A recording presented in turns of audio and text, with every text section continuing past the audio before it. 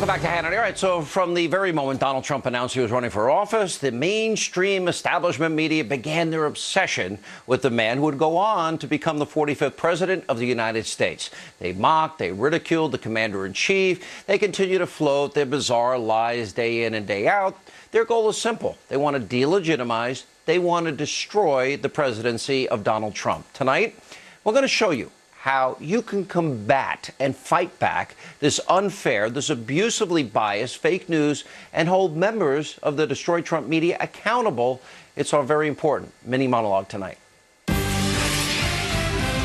over the past few weeks, the Trump administration has been ramping up one of the most effective tactics for combating all the fake news. They've been speaking out on the very programs that spew the misinformation and lies about the president and standing up to these pundits and so-called journalists who treat the White House with hatred and disdain. I'm loving this fight back. Watch this.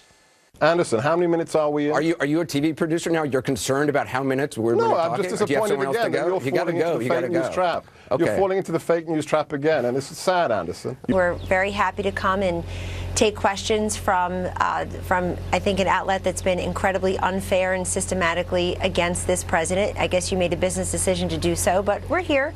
We just turn on the TV and we see a one-way, non-conversation using words that are meant to deride and deny the president his due. There's a ton of focus on what I like to call Russia fever, which is a total made-up story about the president trying to take away the legitimacy of his victory in November. If you turn to one of your partners at Skybridge and say, hey, do you have $100,000 for bail money in case I need it? Yes. Then people are going to say, why is he talking about bail money? I mean, so the question... That's ridiculous.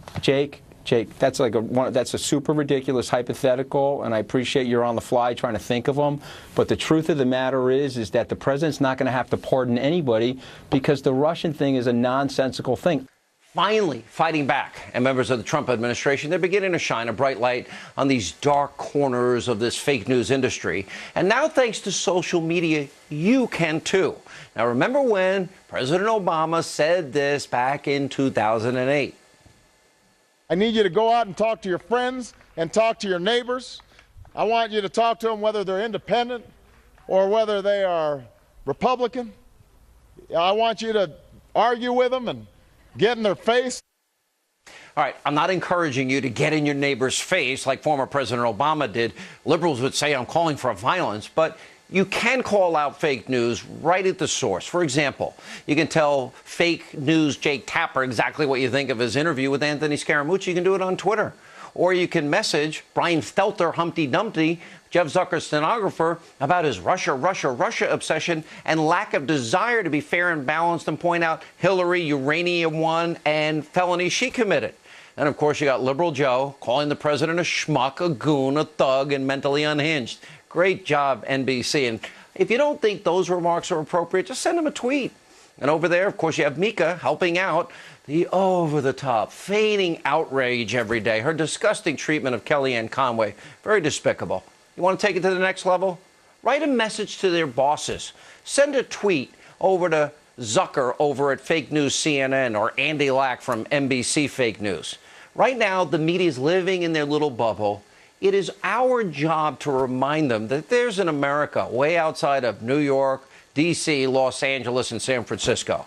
Tonight, technology is now making it possible for you to take your point of view directly to the source and show America's elites that the forgotten men and forgotten women of this country voted for this agenda and they want it completed, and for them to stop lying to you.